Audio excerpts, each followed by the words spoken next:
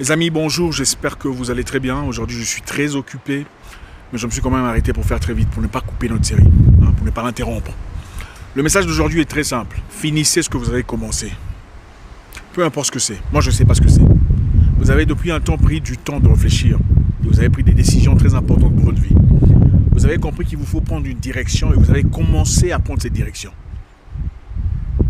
Mais compte tenu des circonstances, vous êtes décidé de vous arrêter. Et vous êtes peut-être découragé. Aujourd'hui, je vous demande, finissez ce que vous avez commencé. Ne laissez pas à mi-chemin un travail accompli qui pourrait vous propulser à des niveaux où vous n'avez jamais été dans le passé. Dans la vie, rien ne vient facilement. Toutes les bonnes choses sont toujours soumises au soubresaut. Il arrivera toujours un moment difficile ou un moment qui risque de vous faire abandonner. N'abandonnez pas. Pensez à une maman enceinte, une dame qui, après 9 mois de travail, arrive au point final. Mais au moment opportun, au moment donné, elle se décide de bloquer ses jambes ou de serrer ses jambes. Qu'est-ce qui arriverait? Parce qu'elle a trop mal. J'ai trop mal, ça ne peut pas sortir, alors je vais bloquer mes jambes. Qu'est-ce qui arriverait?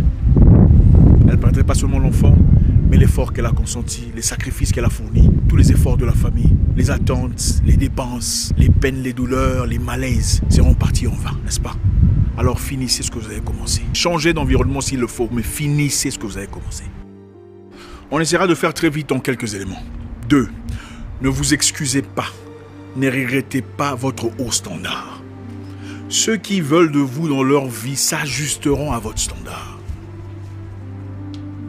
La plupart des gens voudront vous faire passer pour un orgueilleux, pour un prétentieux, parce que vous connaissez votre niveau. Vous savez, dans la vie, vous rencontrez beaucoup de personnes qui veulent vous tirer à un niveau que vous avez longtemps dépassé. Et quand vous refusez de jouer à ce jeu, quand vous refusez de patauger dans cette boue, on vous traite d'orgueilleux et de prétentieux, ou de parvenu. Ne vous excusez pas. Ne regrettez pas votre haut standard. Vous savez, vous l'avez certainement déjà expérimenté si vous êtes une femme. Vous passez dans les rues et vous rencontrez des gens. Un homme qui vous dit « Excusez-moi tantine, excusez-moi, pardon, excusez » et vous regardez la personne, vous sentez que vous n'avez pas du temps à perdre. Et vous passez.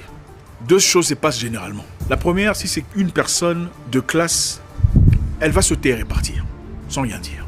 S'il fait partie de la majorité associée à la bassesse, qu'est-ce qui se passera? Il dira « Ah, quand on t'appelle, tu refuses. Tu penses que tu es qui? La reine Elisabeth, quoi? Ou Santa Barbara ?» Elle fera un commentaire négatif pour vous faire passer pour une prétentieuse, pour une orgueilleuse. D'ailleurs, tu n'es même pas tout ça. Tu penses que quoi? Quelle est la réalité qui s'est passée? Et ils iront même propager la nouvelle disant que vous êtes quelqu'un de prétentieux, d'orgueilleux, d'irrespectueux. La profondeur est celle-ci. Ce n'est pas que vous êtes orgueilleux.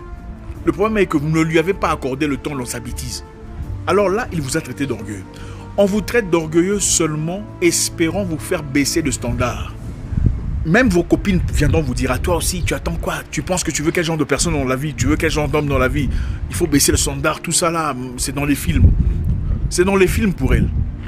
La réalité est celle-ci, on veut que tu baisses ton standard, ton niveau, ton calibre, pour accommoder des gens qui ne méritent même pas ton temps peut-être. Ne vous excusez pas pour votre standard. Vous avez une classe, il y a des choses que vous ne faites plus dans la vie, c'est normal. On ne peut pas rester la même chose du 1er au 31. On ne peut pas rester le même individu, la même personne de 20 ans à 35 ans. Ça ne se fait pas. Ne vous excusez pas, ne regrettez pas votre haut standard. S'ils veulent de vous, quelle qu'en soit la situation, en amitié, en correspondance, ils élèveront leur standard à votre niveau.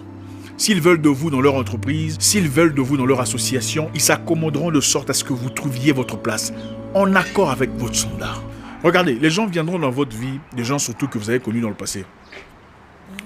Vous avez pataugé dans la boue quand vous étiez petit, mais chacun a évolué de sa façon. Vous avez acquis de la connaissance d'une façon et ils ont acquis leur connaissance de leur façon. Mais ne soyez pas surpris de voir ces personnes vouloir vous faire des choses que vous ne ferez pas dans la vie. Et quand vous refusez la bêtise, l'idiotie, l'embarras, la bassesse, l'abrutissement, on vous traite d'orgueilleux. Ah, lui, il a changé, il pense qu'il est devenu quoi?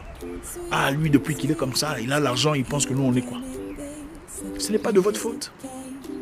Vous avez votre réalité qu'il faut respecter. Et oui, vous pouvez avoir des amis, des bons amis, vous êtes très bons amis, mais vous avez différents standards. Votre amitié reste intacte, mais vos standards sont différents. Vous pouvez le laisser toucher à votre amitié, mais ne le laissez pas toucher à votre standard. Le fait qu'il veuille accepter quoi que ce soit, telle ou telle chose, ne veut pas dire que puisque vous êtes amis, il faudrait aussi que vous acceptiez ce qu'eux accepteraient. L'amitié reste intacte, mais chacun vit sa vie, chacun sa direction, chacun a des choses qu'il accepterait et des choses qu'il n'accepterait pas. Écoutez, on peut inviter 2 musiciens à chanter sur le même plateau, le même podium. 2 personnes, 2 speakers, 2 orateurs à parler sur le même stage, mais ils n'auront pas nécessairement la même paye. Parce que chacun a son standard. Même l'organisateur sait que chacun son degré, chacun son calibre. 3. Les moments difficiles de la vie, quelle qu'en soit leur nature, ça passe. Ça finit par passer. Quelle qu'en soit la lourdeur, les difficultés, l'embarras, l'humiliation, la perte, le manque d'argent, les difficultés, la trahison, la douleur, ça finit par partir. Écoutez, j'ai passé des années à pleurer pour une histoire que je pensais inébranlable, invulnérable, inchangeable, irréversible. Ça finit par passer. Ça fait partie de la vie. Je ne sais pas ce que c'est dans votre cas. Si vous pleurez encore pour une perte, vos parents sont décédés, votre emploi est parti. C'est dur, c'est difficile. Votre moyen de revenu a été bloqué dans ces circonstances dans lesquelles nous vivons. C'est très difficile. Mais comprenez une chose, ça finit par passer. Quelle qu'en soit la longueur, quelle qu'en soit la téneur, le moment arrivera où ça passera. Reprenez-vous. Prenez courage. Pleurez s'il le faut. Souffrez si c'est nécessaire. Mais à un moment donné, il faut se lever. Chaque difficulté nous présente une nouvelle opportunité. Même votre divorce n'est pas la fin de votre vie. C'est une leçon que vous apprenez de la vie. La vie vous apprend une leçon. Qu'on peut vous aimer et ne plus vous aimer. C'est dur à accepter. C'est compliqué. Surtout qu'on y a investi toute sa vie, toute sa force, tout ce qu'on a. Son âme, sa conscience. Ça passera. La douleur s'apaisera. Les opportunités se représenteront. La vie continue. Un mauvais chapitre de votre vie ne veut pas dire que le livre de votre vie est fini. Croyez-moi, ça va passer. Le chapitre prendra fin. Il y a un début et une fin à toute chose. Prenez courage. Lisez le chapitre. Si vous ne l'avez pas encore fini, finissez-le. Passez à autre chose. Un nouveau chapitre commence. Un nouveau jour se lève. Les nouvelles opportunités se présentent. Un nouveau vent arrive. Tenez bon. 4. La vie n'est pas une question de découvrir qui vous êtes. Parce que beaucoup de gens disent « je veux découvrir qui je suis ». Je veux permettre à la vie de me montrer ce que je représente. La vie est une question de fabriquer ce que vous serez pour le reste de votre vie. Ça, c'est votre responsabilité. Écoutez, vous n'êtes pas docteur si vous êtes docteur par hasard. Ce n'est pas le fruit des hasards.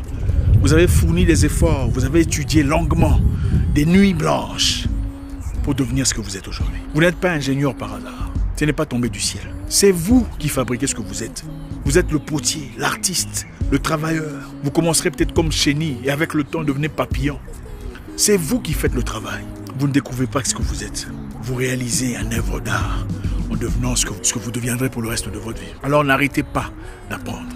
N'arrêtez pas à acquérir de la connaissance. N'arrêtez pas à vous multiplier, à augmenter vos capacités. Le monde change chaque jour.